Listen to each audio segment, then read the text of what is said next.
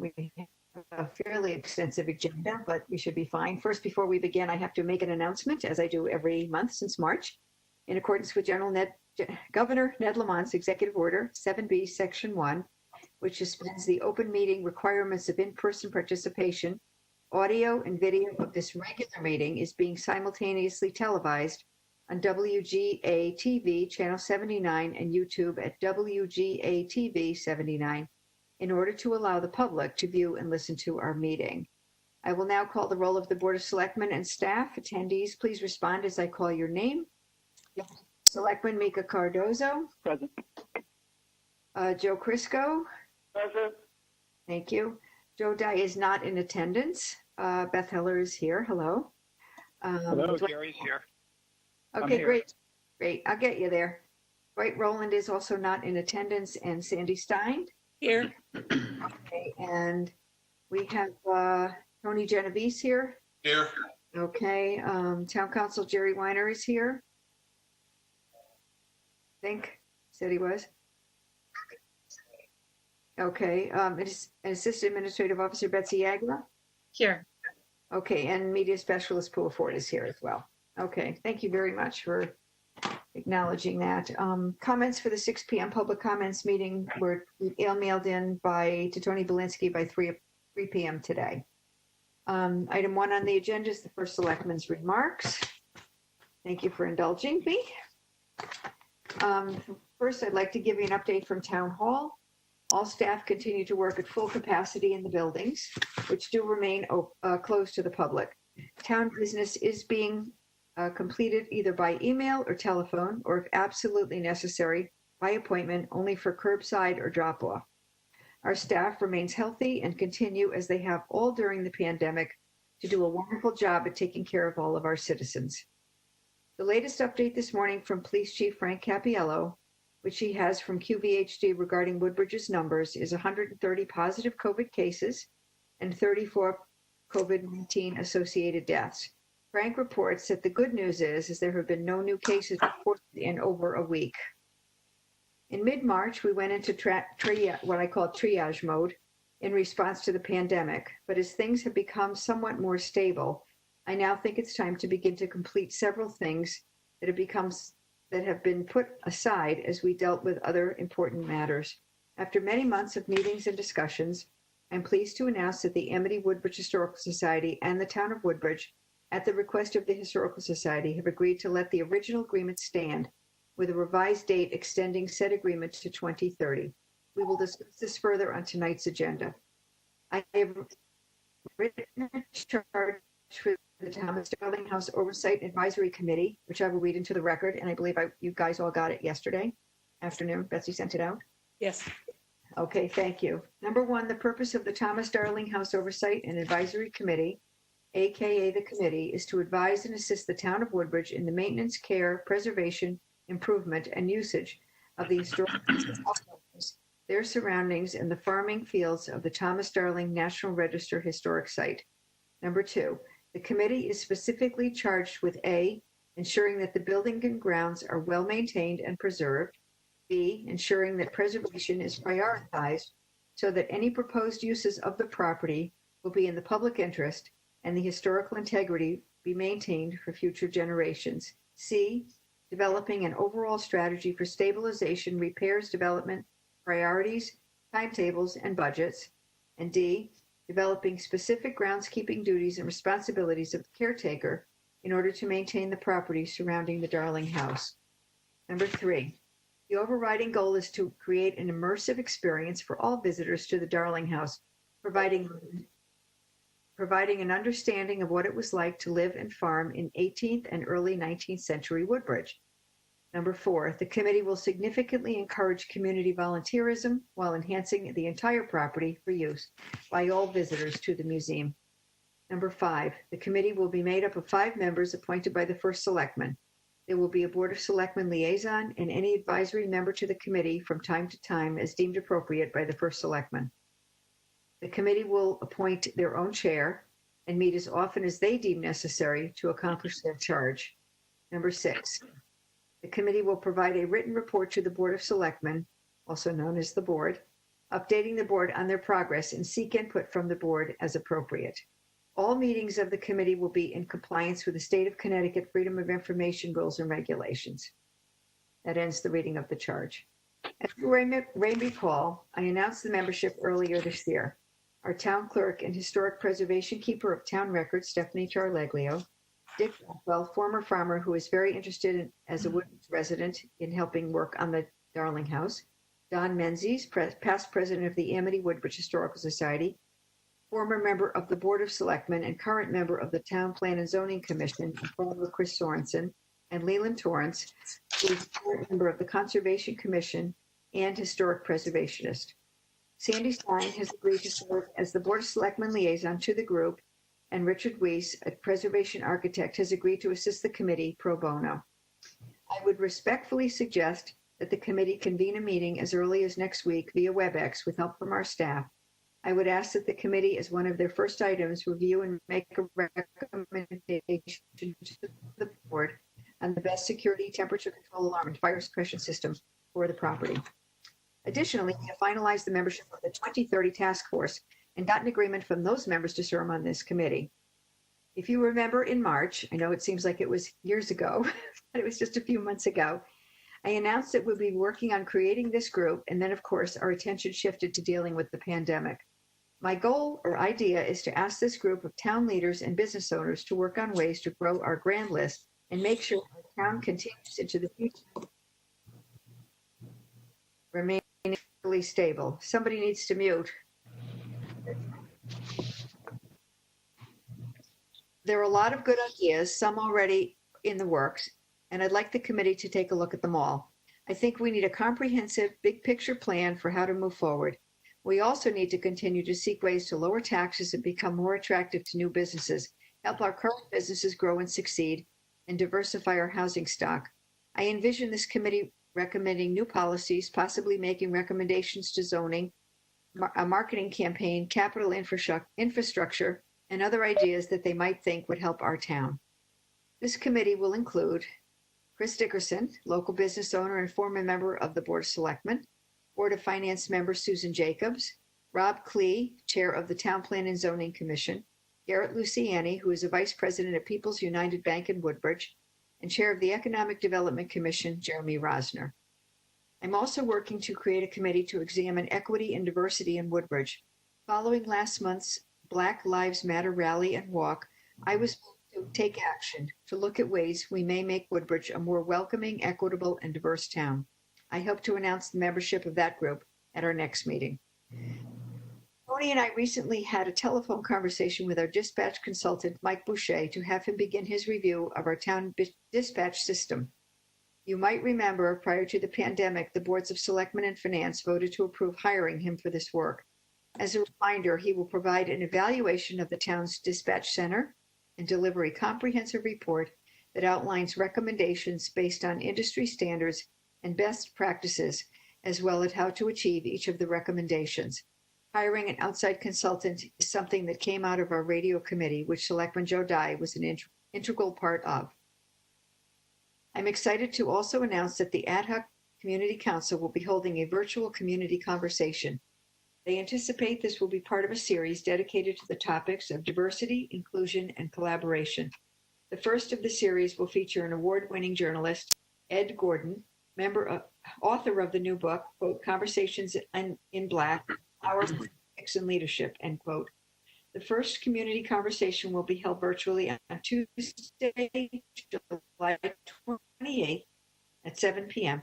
All are welcome to participate. The theme of the conversation will be activism, how to stand up and enact meaningful change. I continue to participate in the governor's weekly calls with municipal leaders regarding COVID-19 and our response. Unfortunately, they are on Wednesday evenings at 5 p.m., and obviously I cannot join in tonight. I'm with you. Our department head meetings have gone from weekly calls during the height of the pandemic back to our regular monthly meetings. As many of you have noticed, our e-newsletters are now going out every other week, whereas during the height of the pandemic, they were a weekly occurrence.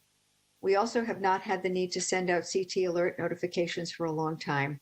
This has given us a little more breathing room to start focusing on other areas of our work. Yesterday, Tony, Betsy, and I participated in a regional call with the City of New Haven and the State of Connecticut DOT regarding plans for exit 59 on Route 15. They informed us that the short-term project is nearing completion. The State of Connecticut DOT is next looking to fix safety issues to the Route 15 on and off ramps only, and not the previous plans with new signals and roundabouts, attempting to mitigate congestion. The exit 59 on and off ramps have some of the highest accident counts in the state, and I hope that once these safety issues are resolved, we will also see an improvement in local traffic flow. I will keep you posted on this as concepts are finalized and funding sources identified. Their estimate was that planning phase of this project would last about 3 years. That's the planning phase. We stress that timing is most important to us in Woodbridge as well. Tomorrow, I plan to present the 2020 First Selectmen's Youth Award to Alexander Pockwitz. I have known AJ since he was born. He has contributed countless volunteer hours to the Woodbridge Volunteer Fire Department through selfless dedication as a junior firefighter. He has been a willing participant through major storms in the Emergency Operations Center and has proven his value as a crucial member of the family of devoted volunteer firefighters. His nomination cited his Eagle Scout project, which took many hours of planning, organization, and community outreach, which involved replacing several wooden footbridges throughout the town of Woodbridge and the parks. These bridges offer ongoing assistance and safe walking spaces for hikers and teacher seekers. AJ has also made time to dedicate to the medical team for the Special Olympics, ensuring the safety of athletes. He will receive a plaque from the town of Woodbridge and a check for $200 provided by People's United Bank to acknowledge his many efforts for our town. AJ is a recent 2020 Amity Regional High School graduate, and he plans to attend West Virginia University in the fall. Lastly, all the data and information, debt service, and other items from David Stein required from the board regarding the old firehouse is not yet completed. We were very busy with other things, as you can see. So I would propose that we schedule a special Board of Selectmen meeting on perhaps Wednesday, July 27th to do that. And we also have several appointments to follow up on. 22nd, I'm sorry. That's Wednesday, July 22nd. We could send out an email tomorrow just to confirm, but just if you guys could pencil that in and keep it in mind. And wouldn't it be nice if maybe we didn't have to do an August meeting? I don't know. I won't even promise that, but we'll see what goes. But at least we can get those things done. So with that, I will turn it over to item 2 on the agenda, which is welcome Superintendent Bob Gilbert, Woodbridge Board of Education. Thank you, Bob. Okay. Thank you, Beth. Your letter, just so you know, your letter of resignation, sad, is in the packet. So the board is now aware of it. I guess we were all informed, but sad news, but I understand perfectly. Well, thanks. And it's more than resignation. It's retirement too. So that's an extra special R word. So thank you for that. And I think I'll just quickly say, that I've worked in Connecticut schools for 38 years and have enjoyed all the districts I've worked in, several, and I've thoroughly enjoyed working in Woodbridge and wish I actually been here a little longer, but at 38 years, I am definitely interested in still working in some capacity in education, but not 70 hours a week or something like that. So maybe it's 60 on some weeks. But bottom line is I'm indebted to all of you, and I really have enjoyed every first Wednesday of the month, or second Wednesday, I should say, coming here and being with you folks and all that's happened. I'm also very proud of what all of us have done together. I don't think of things as what I've done or you've done. I think of things we've done. And I think we've done a lot of great things in my 4 years here. We had a strategic plan that we put together that has brought a lot of good initiatives. We have maintained our programs during difficult budget times, and we've appreciated the support of the Board of Selectmen and Board of Finance in our budgets. We've even been able to increase our staffing a little bit during those difficult times. I feel like I've always had a strong partnership with all of you folks, and I appreciate and thank you for that. We've continued to have and even increased our preeminent state standardized testing scores in math, language arts, and science during my time, the highest scores now that we've ever had in Woodbridge and Beach Road School. while there was a great initiative to renovate this building and do a lot of upgrades to Beecher Road School during the last 4 years, we've taken that even to another level and really worked very closely with you at Town Hall to even increase the effectiveness of our HVAC systems and take care of some of the little tweaks that needed to take place. And we've also hired a lot of great new staff, leaders, and teachers in our building. So I want to thank you for your support of all that, and certainly I'll be sad to go, but with a lot of fond memories and a lot of rich experiences that I've had. So thank you for that. So appreciate that. I do have some other announcements that I'd like to just bring to you. Beyond that, first of all, those of you who are out there watching, good to see you all of you through WebEx here. But I certainly want to wish all of you, hopefully you're doing all well, and we miss all of you at Beecher Road School. Those of you who would normally have been part of our summer programs, but as you know, decisions were made to not have any programs on site this year. There are some virtual programs happening and some that aren't happening at all. So we miss seeing our students and a lot of our staff who we normally would have seen around the building.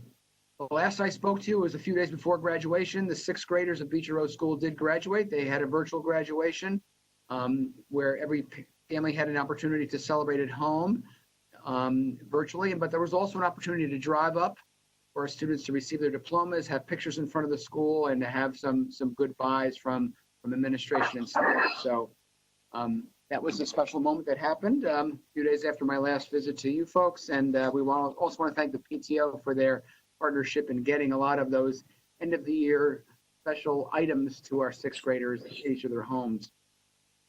I want you to know that even though I'll be obviously with the Board of Ed through September, we are in the process of looking for an interim superintendent as far as I'm aware. And so that process is going on and they're working very hard at that. So we'll keep you informed of that, obviously, as we move on. I want to let you know that enrollment, it's always difficult to gauge enrollment in the summer because there's so many people leaving and so many people coming. But one thing that is very obvious in this enrollment transition time is that we have a very healthy kindergarten class coming in, healthier numbers than we had the previous year. So we're hoping that it doesn't get too healthy because when it gets too healthy, the class sizes get too big. But anyway, it's a healthy group coming in for kindergarten. Our Board of Education is very busy this summer. We have an ad hoc classroom safety committee that has been working and having meetings. And also tomorrow, I will be initiating and getting started our ad hoc school security SRO committee, which we did this 3 years ago, and we'll be taking a look again at our security personnel, which is right now serviced by an SRO, and take a look at that service to us and the different ways that we look at security in our building. And certainly there'll be some discussion around options as we did 3 years ago. So we'll keep you posted on how that proceeds forward. I want you to just kind of go back to our budget for last year, the year that ended on June 30th. As last we spoke, I mentioned to you that we would be returning $95,000 to the town of Woodbridge. That number has gone up a little bit, so we'll be returning $104,000, $104K to the town, and we've also in that end of the year surplus with the cooperation and the discussion, the collaboration of the Board of Finance. We'll be also doing some pre-purchasing of some items with other monies that were a part of our surplus, so we can get ahead of next year a little bit. Similar to what Beth spoke a little bit about in terms of, the importance of diversity and embracing the richness of our town and all people in our town. Beecher has a community diversity committee, which I started 3 years ago as part of our strategic plan. And this committee has become much more active over the last two months or so, given some of the very difficult and honestly horrific issues that have taken place nationwide. That committee was meeting just as I arrived here on this meeting. They were just finishing up their meeting, but they had an opportunity to present at the Board of Education meeting back a month or so ago. They've written a letter to parents, and so it's a group that it really is very interested in making a difference for our students, for our town, and are also very engaged in some of the events that you are going to be sponsoring, like the July 28th speaker. So we'll be certainly posting that and advertising that to our families. Mm-hmm. The last thing I really come to is the fact that we are spending all of our waking hours and some of our sleeping hours as well on the reopening of school for the fall. And we have a reopening committee of 22. I want to thank Sandy for being the town liaison to the committee. Sandy's doing double duty. She's also going to do the SRO committee, right, Sandy? Yes, I am. Thank you. For the second time. That's right. You have experience.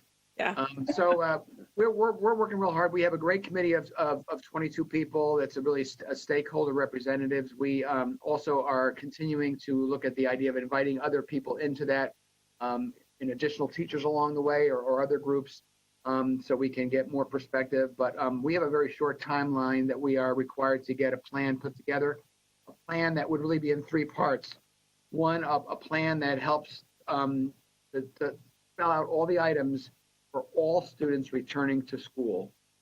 Another one that is of the opposite extreme, where a plan that we would continue to implement if needed. Distance learning, remote learning, all students being home and all teachers being home and doing it like we did for the last 3 months. And then perhaps the most difficult and challenging and one that keeps me up at night is the blended or hybrid one, where it really involves having less people in the building, but still bringing in students and teachers part of the week, and also doing some distance learning remotely at home for part of the week. So we are working really hard at creating these 3 plans and the details that go along with it. It's enormous. It's logistical. The logistics are very difficult. The educational impacts are certainly there. And I need to say, just in all honesty, that there's a lot of budgetary implications that we've already started to get into and will continue to have to deal with, things that we did not foresee for expenses. So that there'll be more information coming to you in future months, but that's really our main focus right now. That being said, I just again want to say that I feel very blessed to have worked with all of you, and maybe I'll still be back for another meeting or two, depending upon your meetings and whether they're held or not. But yeah. Yeah, that's good. Yeah. Thank you for tonight. Bob, did you mention what the first day of school is anticipated to be? I can't remember if you said it or not. So the first day of school, I'm looking at my calendar here. We have not made any changes to our calendar as of yet. That's in discussion phases. The first day of school is slated to be Wednesday, August 26th. I've got my calendar right here. Wow. That is when we're starting. So, we have got a lot of discussions regarding how we open up school and even what those first few days look like in terms of maybe adjusting those differently than we normally do them. Right. Wow. Thank you. Does anyone have any questions for Bob? I mean, I would just like to compliment Bob and say thank you for your 4 years of leadership of our school in Woodbridge. You've contributed a lot. You've worked together with all of us, and we wish you well in your retirement. And maybe you've chosen actually a good time to do that. Well, thank you. Someone jokingly said I should have done it maybe 3 months even before that before all this stuff happened. But timing is everything, or timing is nothing. But thank you, Sandy. Right. Bob, thank you. Good luck, Bob. Those Jerry Weiner, we're going to miss you. Yeah. Thank you. We'll catch you again. We're gonna have. I'm for sure we'll catch you if we don't have a meeting in August. We'll catch you in September. So because I've got the date September 30th, so we know we've got you a little bit longer, which is great. Thank you so much. Okay. Thank you. Anything else on that? Hearing nothing. Okay, we'll go to item 3, and I will call on Selectman Mika Cardozo first for liaison reports. I just have to do it alphabetically. I'm sorry. Okay. We're not in a horseshoe, so. I want to make sure I'm not on mute or anything. Everyone can hear me? Yeah, we got you. I did attend the Woodbridge Recreation Commission meeting on June 22nd. There was lively discussion as relates to the opening of the pool. There is a program that they're starting, a controlled program that they're starting with significant protocols established as relates to safety and health so as to allow adults to be able to utilize the pool during this time. Fitness center is closed. The outdoor facilities are all open with signs indicating that the proper social distancing should be maintained. Tennis courts are open as well and being used quite actively. As far as the sports programs, it's on a very limited basis, and there's a significant amount of work being done by John, Teresa, and the rest of the group with Andrea and Smith also with programming for virtual type camps and virtual type programs that seem to be very, very well received, and they're getting very creative and very they're really putting a lot into it, and they're very productive. So it's certainly something that our residents should be aware of and should take advantage of. So I was not able to attend the EDC meeting, so that'll end my report. Okay, thank you very much. Selectman Joe Crisco. Thank you, Madam Selectman. I attended virtually the planning and zoning meeting this past Monday, July 6th. The 2.5-hour meeting was dedicated to the reading of testimony by the chairman, pro and con, in regards to the artificial field at the high school. It was decided that the committee would adjourn for the evening and reconvene next Monday, July 13th at 6 o'clock to complete the reading of the submitted testimony, pro and con, for the artificial turf. That was it. Okay, thank you very much. Joe's not here. Let's see, Dwight's not here. I did mine. Okay, Sandy, sorry. There was no library commission meeting this month, but I think everyone knows that the library is, the physical building is not open to the public, but the staff is actually working. You can request books. There is a process for pickup and drop off, and I've used it myself, and it's very convenient, and they are still running their virtual programs. I also want to report on the budget task force, which is a Board of Selectmen task force, and it includes Tony Genovese. And our goal is to really look at the budget process and setting perhaps some budget parameters for the development of both capital and operating budget for this next year.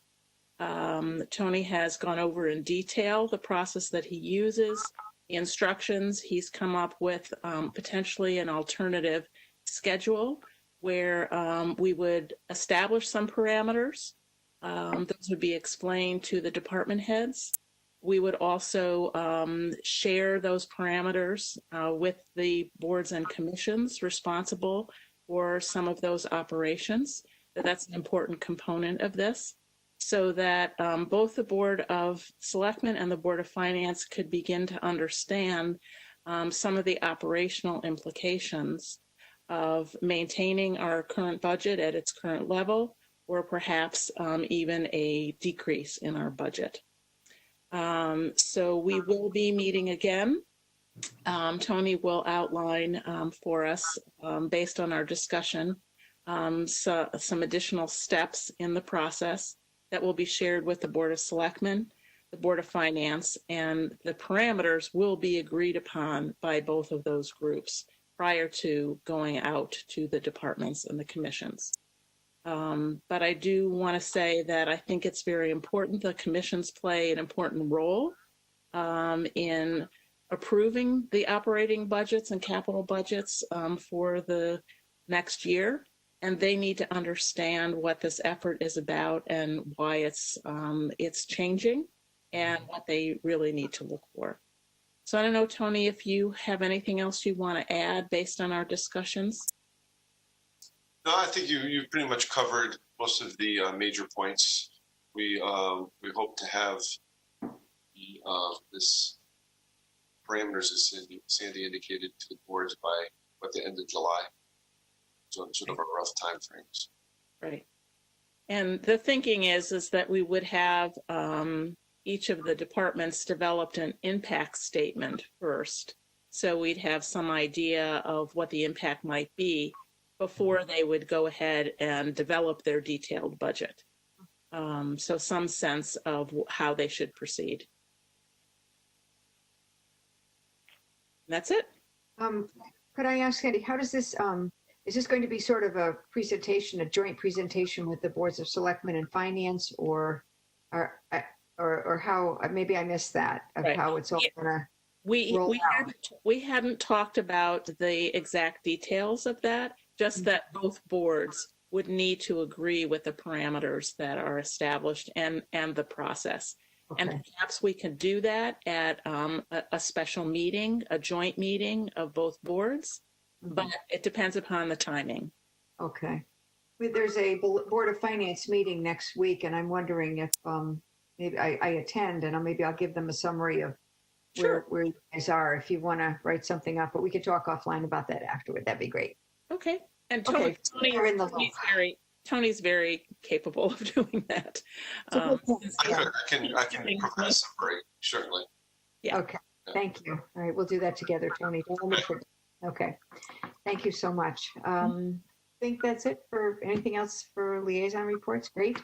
Okay, we're moving along to item 4, which is listed as comments from Amity Turffield Parents Group, Chandra Prasad, Donna Schuster, and Basil Petroff. And Jerry Weiner and I have met with these folks a couple times, had some discussions, and they wanted an opportunity, even though this is an Amity Board of Education issue, they wanted an opportunity to come before the Board of Selectmen to just sort of, we said they could just do a 10-minute presentation.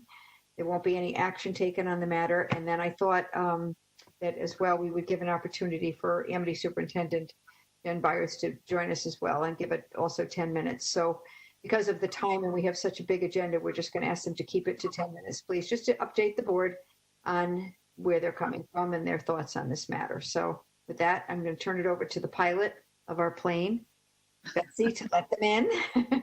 So we've got both Chandra and Donna on the line here. I've unmuted both of them. I'm Okay. going to promote Chandra to a panelist. Okay. And then that gives me the ability, Chandra, to pass the baton to you. And then you are now able to share your screen and do your PowerPoint. And once you're able to get that going, I'll start the timer. Sorry, can you give me a second? Yeah. Thank you. And just for the board's reference, Can you see me? this is the packet. We all have it. Can you guys see me? No, we can, No. no. I can see a BP Basil. There's a circle, but Okay, so I just will show okay. Yep, there we go. Okay. All right. Well, I wanted to thank everyone for giving us this opportunity and also thank the board for their service to the town. I'll jump right in because we don't have much time. How do I do the next? Okay.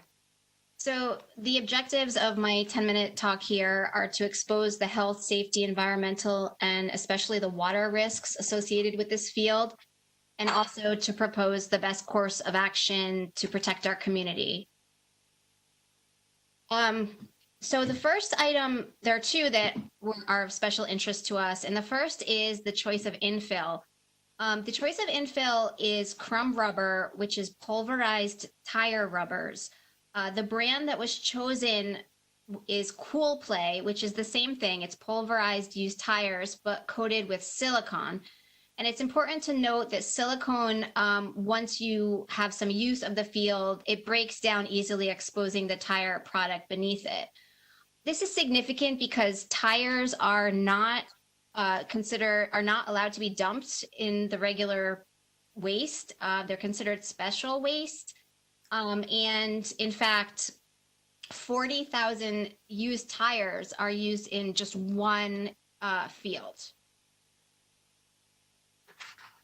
These are some of, on the right, you'll see some of the chemicals of concern in tires. This is from a very credible source. It's from Mount Sinai, the Children's Environmental Health Center. The scientists and doctors there have been studying crumb rubber for well over a decade, and these are established toxins in tire rubber. And it's also important to know, as I put in yellow, that the Connecticut Department of Health, the EPA, the CDC, et cetera, have not said that any crumb rubber infill is safe, including this cool fill that was picked. And also the voters did not have a chance to select the infill. That was not on the ballot at the referendum.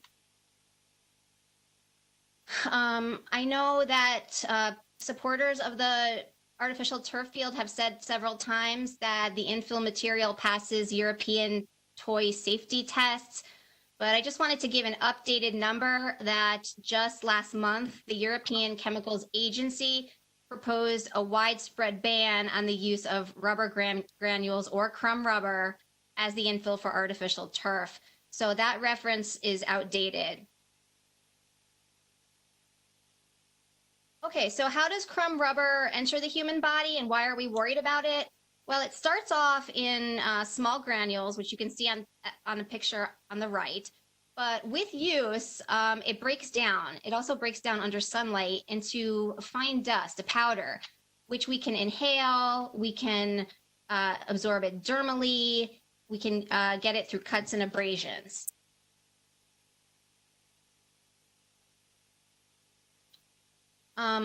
Unfortunately, the artificial turf field is located within immediate proximity to both wetlands and an aquifer.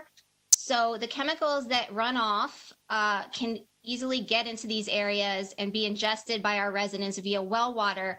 As we all know, Woodbridge is a town very reliant on well water, and we have to keep our well water clean because, any chemicals that leach out of it or are spread out of it by way of wind could really affect us.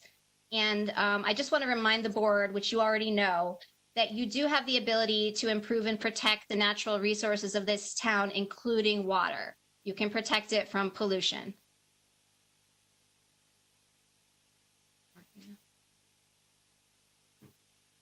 Sorry, guys.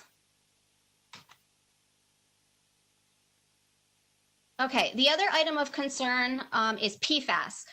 PFAS are a group of man-made toxins. There are about 4,000, and they're called forever chemicals because they don't go away. There's no way to get rid of them. They also bioaccumulate in the body, which means that once they enter the body, they're there to stay.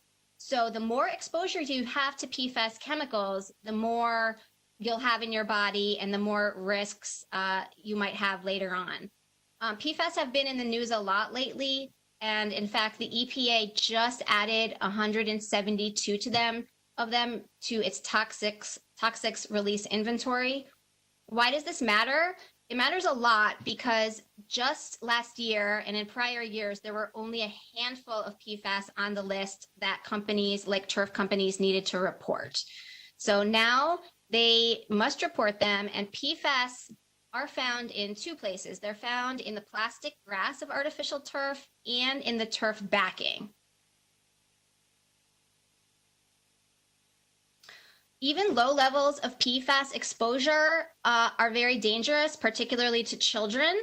They increase the risk of certain cancers, especially testicular cancer and kidney cancer. They disrupt hormones, they affect thyroid disease, decrease fertility. They can also affect the fetus. They suppress immune system. They can stunt puberty, and they're linked to cardiovascular disease and celiac disease. PFAS actually affect every major organ in the human body. And just like the crumb rubber that I was talking about before, the turf itself, this plastic grass, can break down over time with trampling, and also sunlight breaks it down.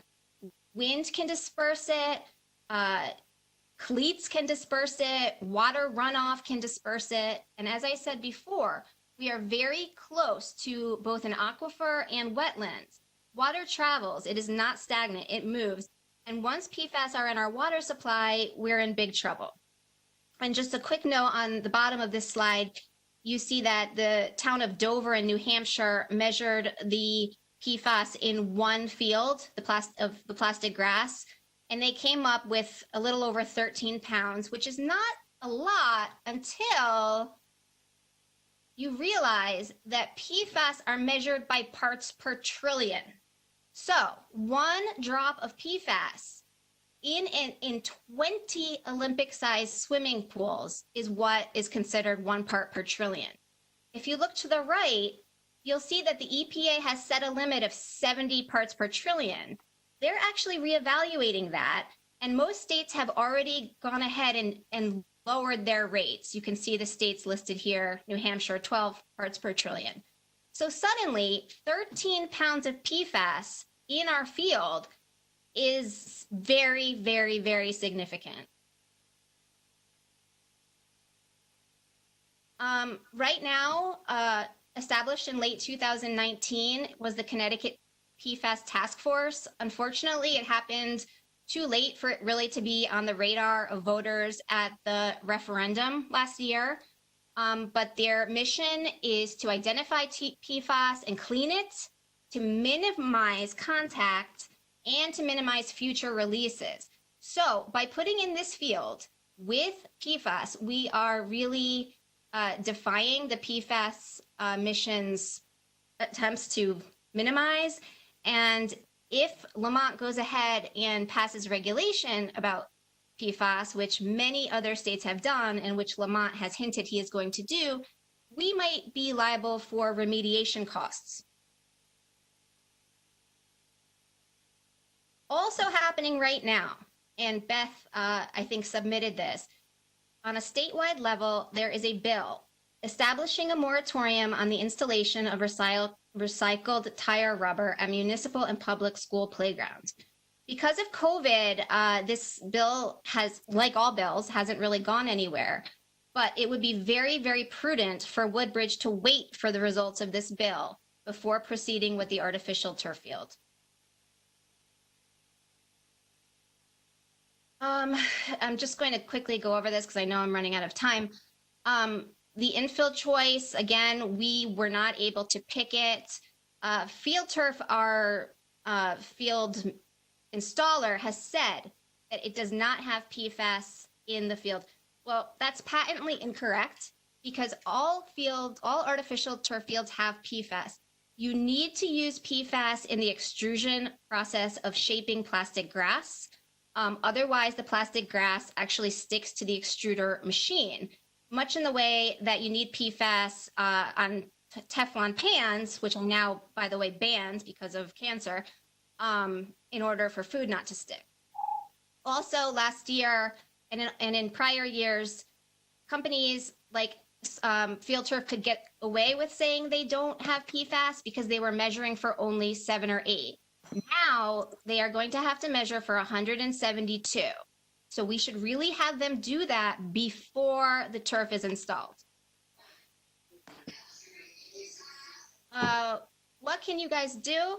We're hoping that you'll say no to any activity that could contaminate Woodbridge's water supply. That is within your jurisdiction. We hope that you'll demand that lead and PFAS are not included in the new field.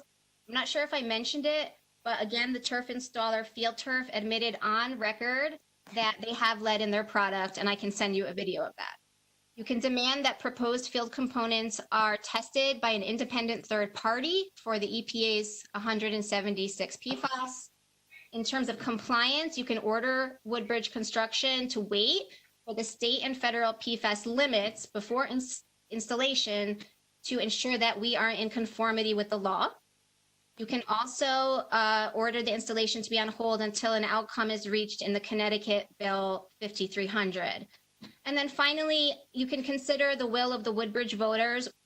We as a town did not vote for this field, and I'm speaking not only for myself, but of the few hundred petition signers that do not want this field. And I want to say that several times supporters of the field have said that they are just following the will of the voters in installing the field. but I want to bring your attention to the official ballots that were used. On the right is the ballot at the 2019 referendum. You'll see, and I put the yellow is not there. But the only reference to the field is an all-weather field, not a synthetic turf field, not an artificial turf field, not any other kind of obvious reference. I, as someone that has been involved in this issue for a long time, had never heard of an all-weather field, and I, a voter that absolutely would not want an artificial turf field, voted in favor of it because I had no idea what the heck an all-weather field was. And I am not alone. And you can compare that language to the language on the left, which is very, very obvious and transparent. Replacing the current natural grass field with artificial turf field. I think it's not a coincidence that at the 2013 referendum, all 3 towns voted no. At the 2019 referendum, 2 did, and 1 in Woodbridge voted against, and then there were voters like me that had no idea what I was voting for at all. That's it.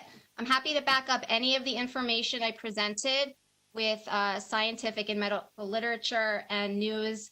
And again, I really, really, really thank you for letting us speak our minds on this issue. Okay, thank you very much, Chandra. I think late this afternoon, we got emailed a copy of the PowerPoint. So if the board would like, we could send that out to you. Would that be helpful? Yes, it would. Okay, all right, thank you very much. Okay, now we'll move on to item 5 and comments from Amity Superintendent Jennifer Byers regarding the Amity turf field. Is she on? She is with us, and I just unmuted her, and she also invited Andrew Dieback from Field Turf, who's also with us, and I just unmuted him as well. Okay, thank you very much. Good evening, everyone. Can you hear me? Yes. Wonderful. All right, so I do not have a presentation, but I would just like to talk a little bit about the process for the Board of Selectmen. And so again, I thank you for the time that you've given us this evening. First of all, the Amity Board of Education, as you know, is committed to providing the students of Amity with an exceptional comprehensive education in academics, the arts, and athletics. This process looking at the field began because the athletic facilities, particularly the stadium, which includes the track and the field, have not been upgraded or improved for over 30 years.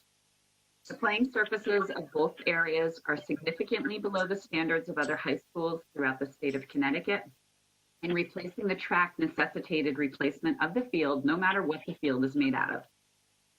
Student athlete safety was the first and foremost priority when selecting the field. The board selected a field product that will have the lowest injury prevalence for our athletes. And additionally, we approved a field that both lowers the heat on the field and provides an added barrier between athletes and the infill. Increase in gender equity and playing time on the field for our boys and girls sports teams, as well as the longevity of this particular field product, were added benefits. Lastly, the excellent reputation of Field Turf was considered, and I remind the Board of Selectmen that they are a state of Connecticut approved vendor for schools. Amity athletes regularly play and practice on all-weather fields. This includes competition at other school sites, as well as practice on rented fields. The board was also comfortable with the decision to install the all-weather field, as the use of crumb rubber for Amity athletic facilities has been in place since 1999, when the existing asphalt rubber track was first installed. The Amity Board of Education began the process for planning the stadium renovations over a year ago, with the first discussions occurring in March 2019. From that time until December 4th, 2019 referendum, there were 13 meetings of the Board Finance and Facilities Committees in which the all-weather field was listed as an agenda item for discussion and possible action. There were 22 general meetings of the Board Finance and Facilities Committees in which there was opportunity for public comment. From September 9th, when the board made the final approval, moving the all-weather field concept forward, until October 29th, when due to the legal procedures of a referendum vote, we could no longer make presentations, Amity staff made 11 public presentations to parent groups and to the Bethany, Orange, and Woodbridge Selectmen, including the Selectmen of Woodbridge. Informational flyers were distributed in all 3 town public libraries. These included responses to the frequently asked questions about the field, which addressed the health and safety of the materials in the proposed field. Our website contained an information section and the frequently asked questions, and there were links to that information from both the main page as well as the athletics page. Additionally, we had display boards at Little League events throughout the months of September and October. Articles were published in the school newspaper, The Trident, as well as the Woodbridge Town News. And additionally, I spoke about the field on WICC Sports Talk Radio. Every resident in the towns of Bethany, Orange, and Woodbridge were mailed the mandated explanatory text prior to the December 4th referendum. The board was required to present to the Woodbridge Planning and Zoning Board as part of the referendum process and did so on November 4th, 2019, in which the Planning and Zoning unanimously approved in general the project. To summarize, there were more than ample opportunities in which people could have received accurate information about the field and made comment about the field prior to the development of the referendum questions and ultimately the referendum vote. The board, recognizing the strong opinion on this matter, opted for 2 questions during the referendum to allow voters to be very clear on their opinion of the athletic facilities improvement.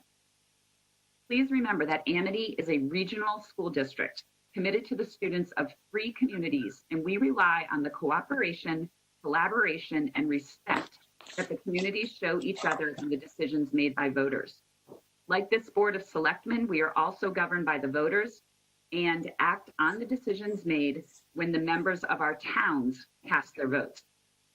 Ultimately, the athletic facilities question 2 on the referendum ballot, was passed by the voters. And at this time, I would like to introduce Andrew Dijak from Field Turf to address the specifics of the field that was selected for installation. Thank you, Jen. Can everybody hear me? Yes. Okay, thank you so much. So I'm the Regional Vice President for Field Turf. Field Turf has completed over 20,000 installations of these synthetic turf fields. These fields have been the most tested types of field in the history of any type of athletics. Over that time, many state and also many independent agencies have looked at these issues. There have been literally hundreds and hundreds of empirical, peer-reviewed research that has been involved over the last 20 years that have all stated that there is no causal link between participating on a turf field and any kind of negative health impact. There have been 0, and I'm going to repeat 0, empirical data or anything that has been peer-reviewed that's not a news story or et cetera, that show any causal link whatsoever between participating on a turf field and any kind of negative health concerns, including cancer. A couple things. One, the PFAS issue. So some manufacturers, not Field Turf, but some manufacturers do use PFASs during the extrusion process. A lubricant needs to be used during the extrusion process like was presented earlier in the presentation. That is 100% fact. Field Turf uses a water-based lubricant without any PFASs in it whatsoever. And we have third-party engineered testing data that proves that. There is no PFAS during the extrusion process.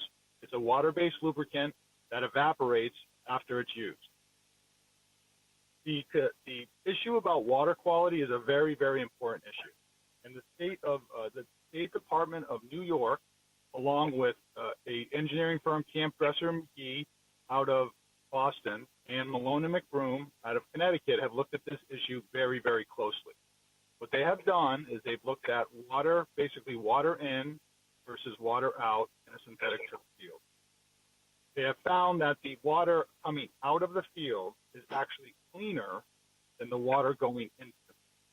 The reason for that is because there are immense amounts of sand, backing, and up to 8 to 10 inches of drainage stone underneath the field before the effluent charge. And the effluent charges are cleaner than what's going inside the field. The vapor issue is also a very important issue. In Connecticut, the State Department of Public Health, along with the states of California, Washington, Massachusetts, and Connecticut, have all looked at this issue. They have found that there has not been any adverse impacts to this particular type of field. A couple more quick things. The cool place system is not rubber. I repeat, the cool place system is not rubber. The system itself has rubber inside of it, but the cool plate is a topping of thermoplastic and a mineral compound. That thermoplastic and mineral compound caps the sand and rubber in the system. There is no rubber on the top of this type of system that's being proposed. And then also the last thing is when infill materials get into your mouth and your body, that is also a very, very important issue. And we've looked at that domestically through ASTM, and then also the European Safety Toy Standard, which is not an outdated standard. It's called EN71, and it's used currently. And all of the infill material that is being used in this system passes that, which means that they've done gastric acid testing. If you swallowed it, if anything leaches into your body, and we've passed all those tests. The last thing is the bill. The bill is called the bill in the House, in the Connecticut State House, is considered Bill 5300. That bill died in the House of May of this year. We track all the bills that have any impact on these type of surfaces, and that bill had representatives. There was over 60 people that were not in support of the bill of banning this type of infill, and there was only one person that was representing against it. I'm happy to take any questions you have. I hope I've answered some of your questions, or all the questions. But the water issue, the PFAS issue, the safety issue, the vapor issue, and the ingestion issue have all been researched. Have all been researched with peer review studies, independent agencies.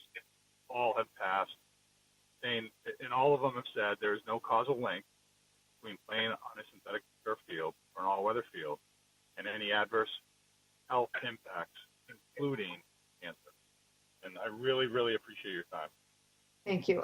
This is Beth. Hello. I'd just like to confirm your statement that House Bill 5300 is died, you said, in May? We work with a lobbyist, and I contacted the lobbyist last night, and there is no Bill 5300 in the state right now. That's what they told us, and I can send you the email that sent us. Yeah, I'd appreciate that, because I looked it up, and my understanding was that it's just pending because it was put before, submitted in February of 2020, and then the legislature stopped meeting as of March, so I wasn't aware that it died. Okay, so I just, yeah. If our lobbyist has incorrect information, which is That's highly okay. doubtful, but I can send you the information that he sent us. Okay, all right. Thank you so much. Anyone else have Thank you. anything else? Comment? Okay, well, thank you both groups for bringing us this interesting information. And just to repeat, I will send out the PowerPoint to you guys tomorrow. Betsy, I think you've got it. We'll get that out to everyone. And everyone received public comments from the regarding the turf field, and they're in all of your packets. I'm not going to read them. Planning and Zoning has to, because they were doing a hearing. I will not do that to you guys because we don't want to be here for 3 hours. But the latest numbers from Tony Belinsky in support of the field position were approximately 30, and in opposition were approximately 245, and a lot of those were just petition signers. So you have all that data in your packet. What time is it? Are we close to 6 o'clock? 6:01. Perfect. Okay. So other than the data that or the letters we got from folks regarding the turf field, there were no public comments received prior to 3 p.m. today. Is that correct, Betsy? Correct. Thank you very much. So we move on to item 7 and town council's report. And he's going to kill me, but happy birthday. I won't sing because You can sing. I don't want you to say how old. You can sing all you want. You're 29. I'm not going to sing. I could clear the room. I have a terrible voice. But happy birthday, Jerry. Thank you all. Happy Happy birthday. So we will segue right into town council's report. I don't know if you have anything in addition to the executive session. I just have to say, this is the best birthday I've ever had attending this meeting in many years. Okay, that's So- why we're still 29.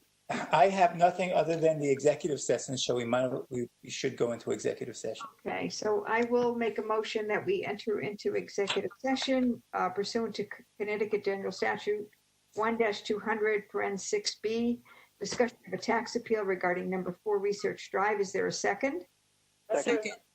Thank you. And I will call the question. All in favor? Aye.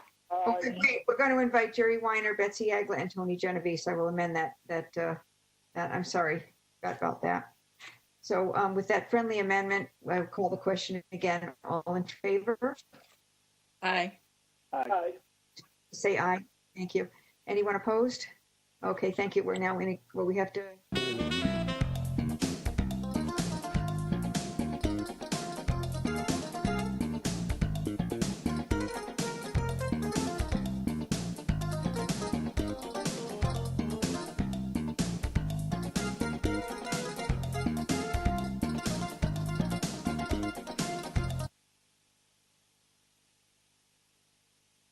Okay, thank you. Boo, are you ready? Okay, thank you. Wonderful. Welcome back, everyone. We are now out of executive session, and I can report to you that no motions were made nor actions taken on any motions during that executive session. And there is one now, item A, action is appropriate on the matter discussed in executive session. I would call on Selectman Cardozo to make the motion for us. I'd like to make a motion that we accept the stipulation for the property at 4 Research Drive in town, with the adjusting the assessed value of that property from 1.298850 to $1,050,000. 1,050,000, excuse me. Right.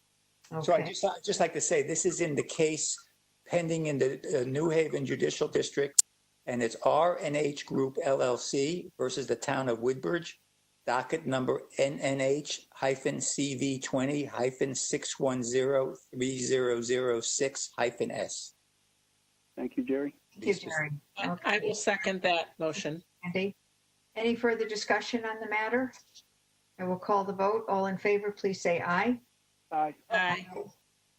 Any opposed? Any abstentions? And that passes. Thank you very much.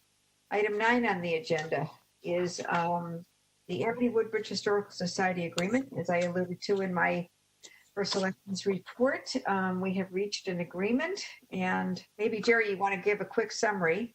So very quickly, we've been talking about going back and forth on different revisions of proposals of new agreements. At the beginning of this, when this started, the society indicated that they thought they needed to change the current agreement. We spent many, many months trying to come to an agreement on a changed and revised document.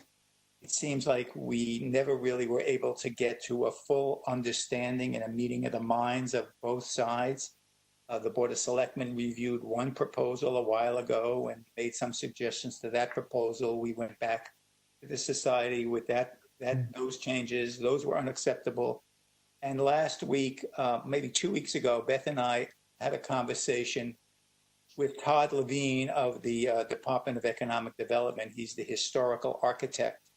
And I also received an email from the Historical Society's attorney, Dwight Merriam, suggesting one of the alternatives that if we couldn't come to an agreement would be the society agrees that we can keep the current agreement in effect. Todd Levine also reiterated that to Beth and I on a conversation that they were now of the opinion that it would be best if we kept the current agreement in effect. I had a couple more conversations with Todd and he reiterated that. I think he sent me an email to that effect. I told Dwight Merriam 2 days ago that we will go with the original agreement and the subject to the Board of Selectmen approval. But the only thing that Todd Levine has suggested or requested that it be changed is the duration of the term. Currently, the agreement is set to expire in 2027. I think it's June Yeah. or Yep. 2027. Correct. He needs it to be a 10-year agreement. And so he's requested an additional 3 years. And the reason for that is the state has approved and is going to go forward with the loan and the approximate, with the grant, and the approximate amount of $45,000. But to do that, he just needs a 10-year term. And I told him I would ask the Board of Selectmen, Beth would present that to the Board of Selectmen for approval, and we thought that would be acceptable. So everybody should keep in mind, currently we have this agreement in effect. We don't have the unilateral ability to change it on our own if the Historical Society says this is what they want to do, which they have said. So it looks like we're going to resolve all these differences with a very friendly, amicable agreement to keep the original document, but extend it for 3 more years. So this will now go, I have the First Amendment, which was signed in February 15, 2018, which the town agreed to extend the terms of the agreement set forth in paragraph 7 to June 30th, 2027. Right. So we will now do something similar, correct? We'll do a second amendment, which will extend that term to June 30th, 2030. 2030, sorry, right, okay. So that's where we are at this point. Very nice email. I try to call, by the way, Todd Levine a couple times today. I called him a couple times yesterday, but I have a feeling he's on vacation because he never returned my call, and he's usually very, very good at that. And again, I did talk to Dwight 2 days ago, and I told him what was going to be presented to the Board of Selectmen. Said he would check with his board. I haven't heard back from him, so I'm assuming it was acceptable. Jerry found an email. Thank goodness we had email issues at Town Hall for a while, but June 29th, saying the Historical Society is on board. Let's take this opportunity to spin this in a positive light. We can have a story written about a local paper about that there's an agreement in place, and the Historical Society is getting the state grant, and we're involved in moving forward together. So he just wanted us to let him know when we have signed or agreed to this. So we will do so once we get it drafted up and signed. But I just wondered if there was any comment from the board at this point, and then we have to take an action once anyone want to make a comment? No. Okay. And again, the board is going to be implementing the original proposal to create the advisory committee, which is already created, and the charge is being implemented. So I will make a motion that we make a second amendment to the agreement between the town of Woodbridge and the Amity-Woodbridge Historical Society. We'll put the date in once we draft it up. And in the town and the Historical Society will agree to extend the term of the agreement set forth to June 30th, 2030. Do I need anything else in there, Jerry? No, that's it. All right. Is there a second to my motion? Second. Any further discussion on the motion?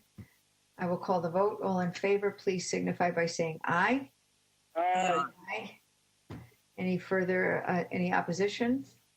Any abstention? And that is done. Thank you very much. Okay. Happy birthday again, Jerry. Thank you for your help with all that stuff. Thank you, and I'm going to sign off, you guys. Have a good meeting. Enjoy your birthday. Enjoy your birthday. Jerry, happy birthday. Home with your friend, family. Thank you. Okay, item 10 on our agenda, excuse me, is the Administrative Officer Director of Finance report. Number 1 is the monthly report. Take it away, Tony. Thank you. Thank you, Beth. You're welcome. Our monthly report is a preliminary June 30th year-end report. That's a budgetary surplus of about $550,000. That's because we have a $400,000 fund balance contribution built into that. We will have an actual surplus of about $150,000, and gives us 13% of our annual fund balance at 13% of our annual expenditures. So we have a healthy, although not by any stretch largest. There are many communities with 15, 18, 20%.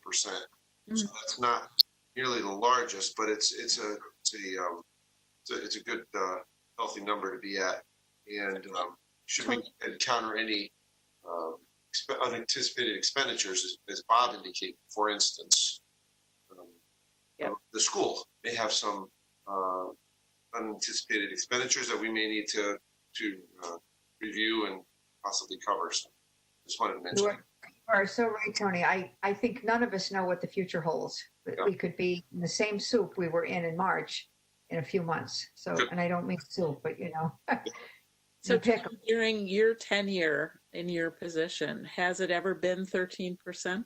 It was close to, it was in the 12% range back when I started. Okay. Then what happened was, back when we acquired the golf course, we had those golf losses. And that's what it went down, and the economy went down, and so it went back down a little, but now it's come back up. Okay, thank you. Right. It's a good question, Sandy. Our taxes are probably have a deficit this year, about $150,000. We have a deficit in our charge for services, about $80,000, mostly due to recreation fees due to canceled programs. We have an interest income deficit of $60,000. Thankfully, we did well earlier in the year, so it wasn't as bad as it could have been. And our state grants have a surplus of $140,000, mainly due to we had an additional $100,000 of ECS revenue that we did not budget for. So we budgeted conservatively on that particular issue, and the turned out we received more than we budgeted for. So that was good news there. A number of our expenditures, our departments are running a surplus, mainly due to personnel changes and vacant positions that were not filled. We did touch upon this on the budget task force meeting. One example is in the Selectmen's office. We did not fill a position for the budget. It's about $38,000 surplus. We have 2 police officer positions that were not filled. That's $45,000 surplus in police. We have a registrar of voters because the primary was delayed till August 11th. That left surplus in that budget. Our building official was reduced from full-time to part-time, and that continues to work out very well. And we have a surplus there of about $32,000. Public Works is a $60,000 surplus.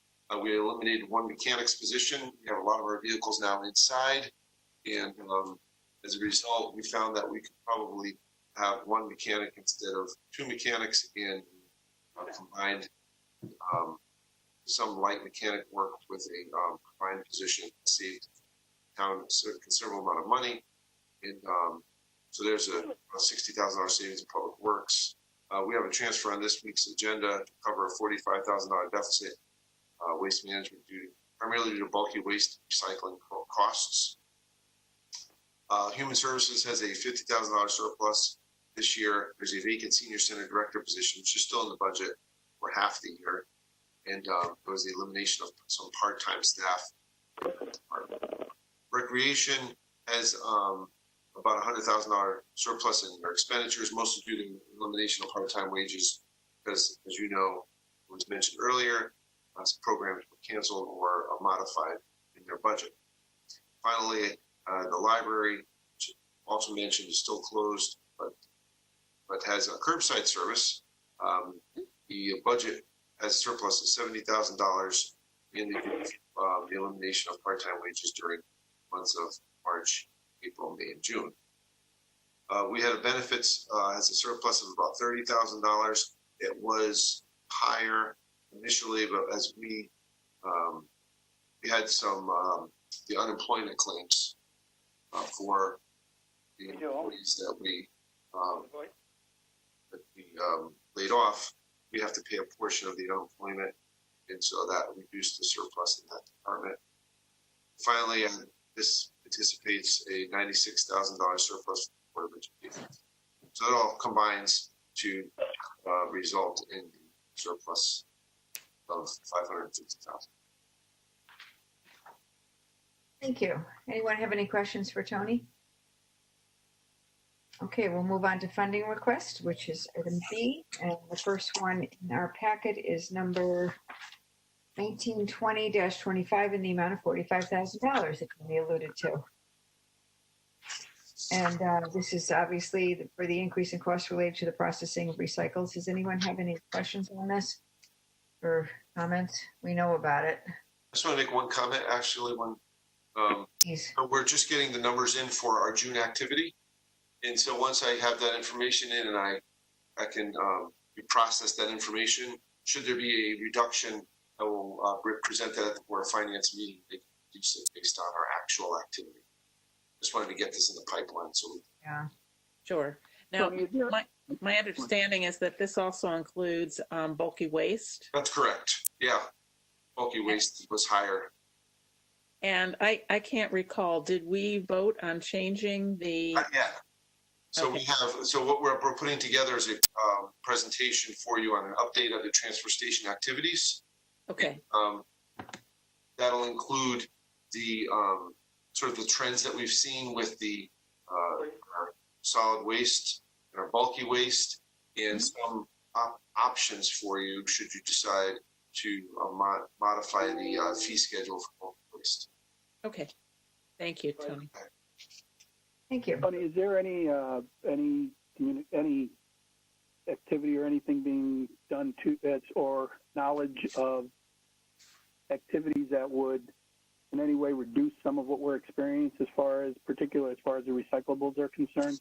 One thing I Is can there tell any you is, potential for us to like separate glass or do something from a community standpoint? yeah, the glass is a big problem, and we're in a consortium of towns, which includes many Fairfield County towns. Yes. And there is a new vendor that is using glass in the manufacture of concrete. I believe that's the Wow. yeah, and so we're working to try to develop. It's in a pilot program now. We're working to try to develop apparently it's somewhat doesn't have as many of the barriers as it used to in terms of process and what they can be used for. And I'm not sure if it was asphalt, bituminous concrete, or regular. I mean, it's in a construction process that they'll be able to use glass. And so we're hoping that that'll take one of the major items out of the stream that's causing a problem. So there is That would be wonderful, Tony. Oh, yeah. Because it's heavy. Yep. Right. And it screws up their systems. It breaks and shatters, and then it's all over everything. Yep. Right. Okay. So, yeah, so there is some movement on that. Hopefully, Okay. 6 months we'll have some more information on that. Okay. Okay, thank you. I'll move acceptance of funding number 1920-25 in the amount of $45,000. Is there a second? Second. Thank you. Any further discussion? All in favor, please say aye. Aye. Aye. Any opposition or abstention? Hearing none, it passes. Number 1920-26, request for funding amount of $3,400. Tony, you want to explain this natural gas account for the center building? Yeah, we just did it. The budget didn't have enough money in it to cover the expenditure. It wasn't really a increase in. It was in a deficit last year. Yeah. And so we should have increased it. Okay, and it's coming out of contingency. I'll move acceptance of funding number 1920-26, of $3,400. Is there a second? Second. Thank you, Joe. Any further questions or discussions on this? Just a comment, Tony, just curious in terms of what we have in this coming year's budget as far as this item is concerned. It was increased by a few $1,000s, so hopefully we won't have the same problem. Thank you. Thank you very much. Okay, I'll call the question. All in favor, please say aye. Aye. Aye. Thank you. I think we all voted, so we'll just done. Move on. Thank you. Right. Okay. Requested funding number 1920-27 in the amount of $7,500 to fund the center building roof repair that was eliminated from the FY21 budget. In your packet, it says it consists of reflashing the exterior elevator shaft to avert further water intrusion. That sounds scary. Water intrusion is never fun. Okay, so I'll move acceptance. Is there a second? Second. Thank you, Joe. Anyone have any questions? It's coming out of contingency. Anyone have any questions on this for Tony? Okay, I'll call the question. All in favor, please say aye. Aye. Okay, thank you very much. Next item, 1920-28, in the amount of $10,000 to fund the library HVAC project that was eliminated from the FY21 capital budget, replacing a severely rotted, again, ominous words, severely rotted 20-year-old outdoor fence which protects the library air conditioning system. We all passed many times. Yeah. Yes. Oh, boy, it is quite ominous and scary looking. Ooh, it's only a matter of minutes before that thing's gone, so that's very good. So I'll move acceptance of that funding, 1920-20 in the amount of $10,000. Is there a second? Second. Any questions for Tony on that other than just when? Yeah, I recall It's that. possible. What, Mika? I recall that we had talked about this, and there was there a larger number that this was originally, Tony? Do you recall or not? The type of fencing was changed to reduce the expenditure. Thank you. Yeah. Good pickup there, Great. Mika. Good, thank you. Okay, so we have a second? Second. Okay, thank you, Joe. Any further discussion? All in favor, please say aye. Aye. Aye. Oh, okay, thank you. I think that's it for funding requests. We have one addition to our budget, which is line item transfer. And, Those were all for the old year, and we have one for the new year. okay, Right. Can I just ask one other question or record this? So the contingency balance, Tony, Yeah. according to what you gave us, is $75,000? That's correct. Okay. And so in your next month, you will see whether that is needed or that will. That's also get correct. added. Yeah, I don't anticipate it will be, but we're at the end. We're past the end, and I don't anticipate any major expenditures coming up. So I believe we should not need that rest of that. Okay, so that would be added to the fund balance. Right, that's correct. Okay, thank you. okay.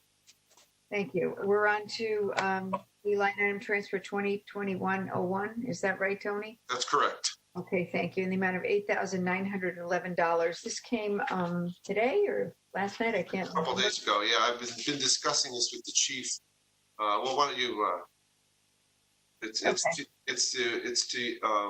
chief, fire chief, has started this a little bit. Would like to increase the cleaning in the fire station now that a lot of the members have returned, and is wants to clean and disinfect the fire department to keep for obviously for COVID reasons, and we do anticipate filing for reimbursement for this expenditure, and cleaning costs is a covered expense. Should it be additional in your budget?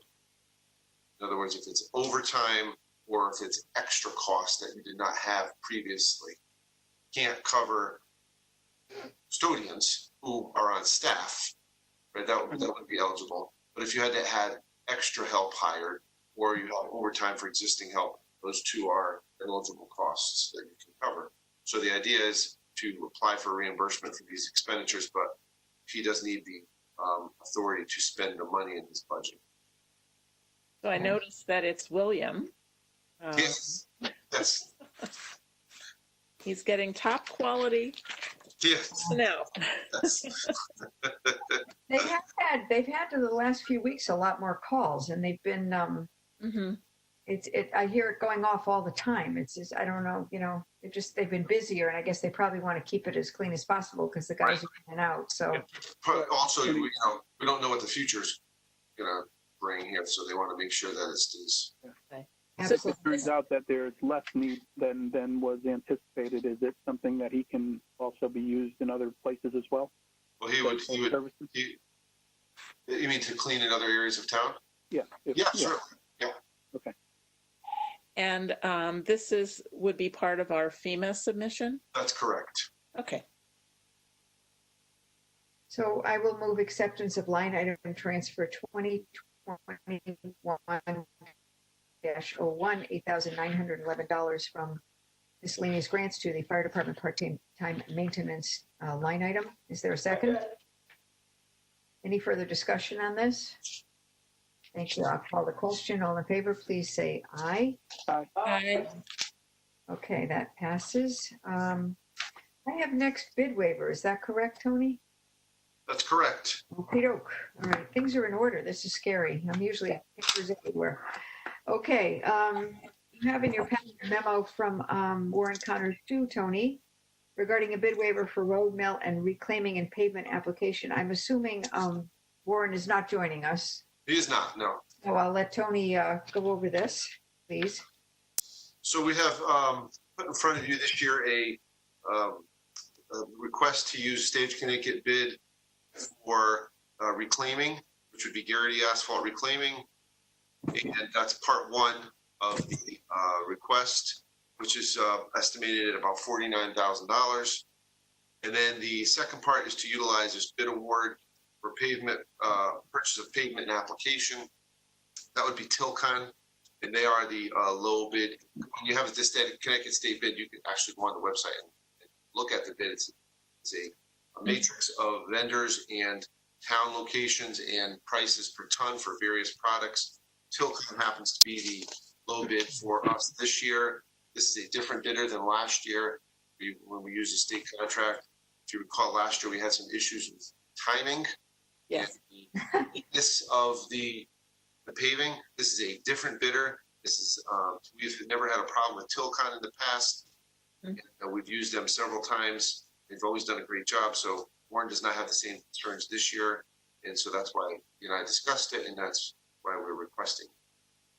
Those are the roads listed here are preliminary on Warren's preliminary list of roads that he would fill an overlay and or pave with these funds.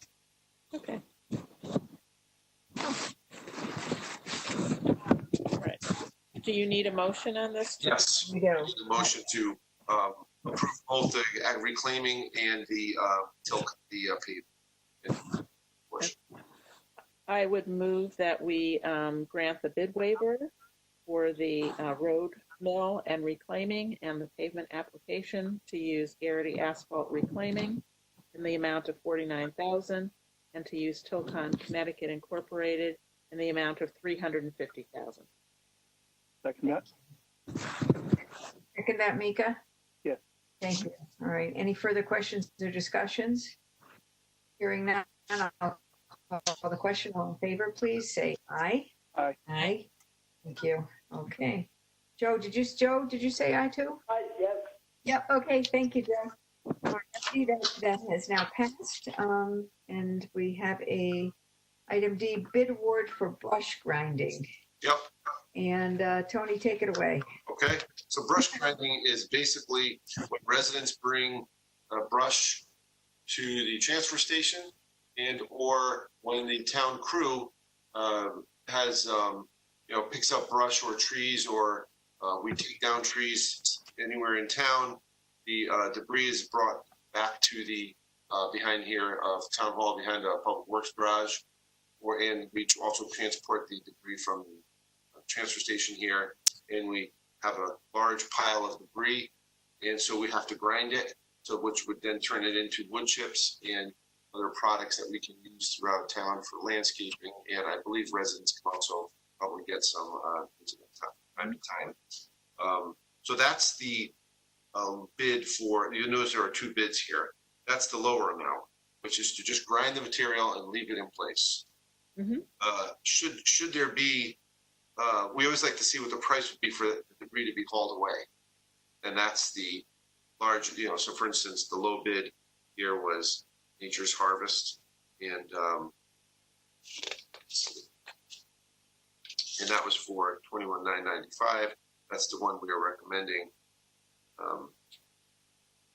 And for the grinding, they bid removal at $6 per yard, as opposed to a flat fee for the entire pile. So that's sort of the difference there. I don't believe in Warren. I'm not sure he's going to take advantage of that. If he does, he may a little, but we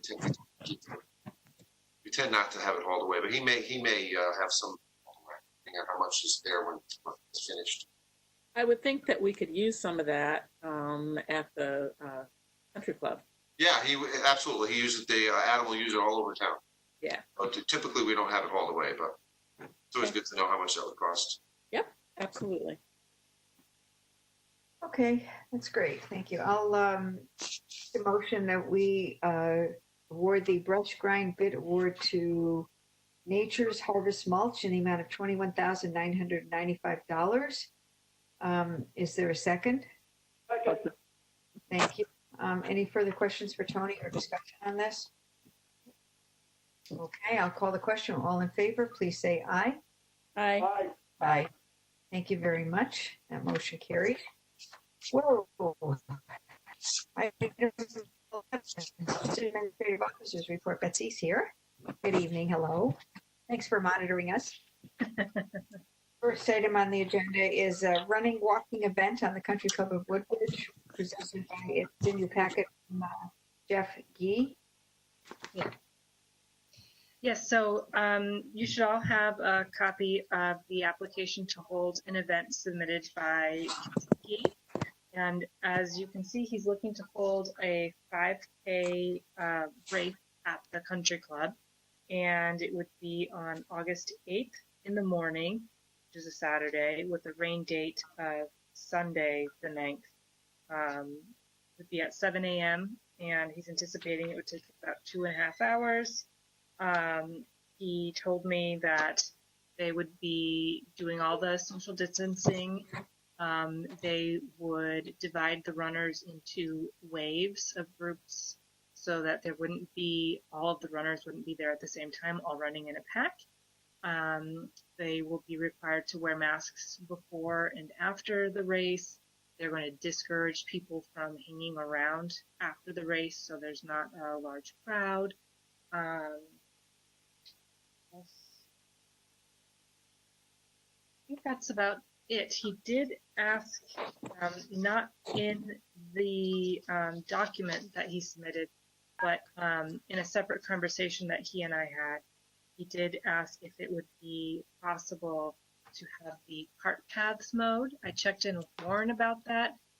He wasn't able to commit to that. He said he's working on a small staff right now. It's definitely time consuming, but he thought that it might be possible to have the paths mowed at some point before the event. Mm-hmm. I think it would be safer if we did get them mowed. And it's something that, would be utilized for other town residents who actually walk or run in that area as well. So I don't know if we can officially place a request, to Warren to somehow fit that into the schedule. We'll mention it to him. Okay.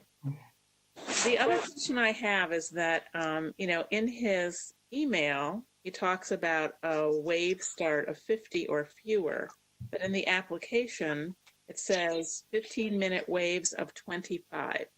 Right. So, I would rather see the lower number, even lower than 25. I mean, it's not like this is a big, wide open street. Right. People are going to be running on the cart paths. Yes. They can be pretty close together. I can request that he does the smaller group. Right. And they really should make every attempt to adhere to social distancing as much as possible, which is 6 feet apart. Right. That hasn't changed. So we don't want to have anybody get sick doing this. So, and I know that it's for a good cause. The 5K race is going to raise funds for the Woodbridge Park Association and the Woodbridge Land Trust, which is nice. But I just don't want anybody to get sick. So thank you. Someone like to make a motion regarding Good this? question. Does he need to provide insurance to the town? Yes, he will. All right. Yeah, yes, he said that he will provide a certificate of insurance for his organization and vendors. There are no vendors, though, correct? Correct. No vendors. No sound, no nothing. Okay. No. Okay, thank you. All right. Someone want to make a motion on this? So moved. Okay, to hopefully it's town property with all the discussion that was made by the Board of Selectmen, stipulating all of these things have been answered. Okay. Is there a second? I'll second it. Thank you very much. Any other discussion or questions? Okay, I'll call the question. All in favor? Thank you. Okay, thanks very much. Next on the agenda is the recreation request. I'm assuming that's the Recreation Commission for the banner on Center Field fence of September 12th to October 20th for their October 3rd, 2028 annual road race, which I hope goes off. Yeah. Yep. So there's a letter from John Adamovich requesting such. Just to get the discussion started, I'll make a motion that we approve the 38th annual Woodbridge Road Race banner along the Center Road Field fence from September 12th, 2020 through October 10th, 2020. There's a second on that? I'll second.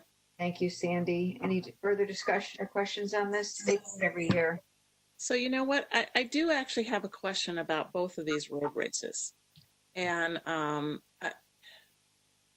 we have to be cognizant of what is happening in the state. If it stays stable and there's improvement, that's fine. But if the situation gets worse, I think that we have to have the option to cancel these. And I just want to publicly state that. Absolutely. That's very approving them as of today. Yeah, right. You're right. You're right. Because we started out in March with just church minor shutdowns, and then all of a sudden a month later we closed everything. Right. So that is a very good stipulation. I think we should add to both of these that, you know, if we do end up going into that kind of mode again, I hope it doesn't happen, but it could. And certainly in October it could. We will have to we'll let them know that that's the way it's, you know, unfortunately, the way it's going to be. So we have a motion in a second. Any further discussion? Thanks, Sandy, for that. That's a very good point. Thank you. I'll call the question. All in favor, please say aye. Aye. Okay, great. That passes. Thank you very much. Perhaps before we get off of it, I'd like to just, Sure. I'm not sure if a motion is required, but I'd like to make sure we add that stipulation to the previous motion as well. That's a very good, yes, thank you very much. Both. Who made that motion, I'm sure would accept a friendly amendment to that. I will accept it to mine. Who's going to ever transcribe this meeting? Good luck. Thank you. Okay. That's great, Mika. Thank you. Okay, and last on there is authorize the first selectman to execute a contract with CGI Communications, and this is thing. Go for it. Yes, so this is the same company that offered to do 3 videos for the town 3 years ago, and those videos are currently on the town's website right now. In order to do those videos, the town authorized Ellen, who was first selectman at the time, to sign basically the same documents. And what happened was the town then entered a contract with the company, and they did 3 videos for the town, promoting the town in different areas. What they're suggesting to do now is, instead of replacing the videos that we have, adding a video that will talk a little bit about our COVID recovery and hopefully inspire people to shop locally. It would include images of restaurants, store owners, medical offices, other service providers wearing masks or gloves or other sort of PPE things, and maybe other precautionary things that people are doing to make consumers safe. And the idea would be hopefully that it would inspire consumer confidence to continue shopping locally. And it would go on the town's website. So like the last videos that were done, the town did not spend anything for the videos, and instead, can't remember off the top of my head now if it was Ellen or Beth who signed the letter that went out to the businesses. But the company does not charge the town for the videos. Instead, they ask local organizations or businesses to buy an ad that would go along the perimeter of the video. So the ad would not be in the video, but a link to the ad would be attached to the video. And that's how they support their work. So there's 2 documents here. One is the contract for the videos, and the second one is a draft of the letter that would go out with Beth's name on it. That would go out to local businesses explaining the program and asking if they would be willing to purchase an ad. And there's no minimum requirement for ads purchased for the videos to go forward. I think we only had a few purchased for the original series of videos that they did, and it was fine. There was no requirement to meet a certain threshold. And I'm pretty sure Jerry reviewed these, correct? Yes, he did. Okay. So any questions for Betsy on these? Betsy, I'm just wondering how we can, or whether, I know, as you said, to have Beth sign these, but is it something that can be reviewed with the EDC too, to have them in some way, shape, or form also be involved in what's going on and input into it? Yes, they're meeting tomorrow, as you know, and I'm mentioning this to them as well. Great. And maybe they could do an initial review of the video. They could certainly help me brainstorm. What happened last time for the videos was I had to brainstorm businesses, community members, organizations, scenes to shoot, and I sort of gave an outline to the company, and they went out and did the actual filming and spoke with people, but I had to do all the background organizing, and so that's something that I would certainly love help with, trying to figure out, what makes the most sense to be detailed. And I think that'd be a great role for the EDC. Terrific suggestion, Mika. Thank you.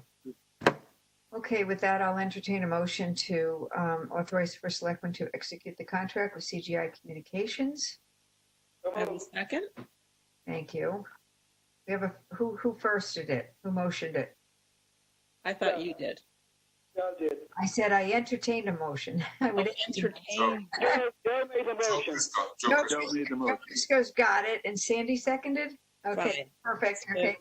Any further comments or discussions? Move to approve. All in favor, please say aye. Aye. We got 4 ayes. We're moving on. Wonderful. Thank you. Okay, thank you, Betsy. Good luck, and tell the Economic Development Commission we really appreciate their input on this. This is great. Certainly. I did the video, I remember.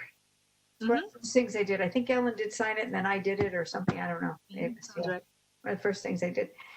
Thank you. You have in your packet resignations from Susan Dieterlin from Conservation Commission, Alan Lipson from the Town Plan and Zoning Commission. We have done nothing wrong. These people are very busy and they're doing things. Susan has a book being published. She's going to be very busy.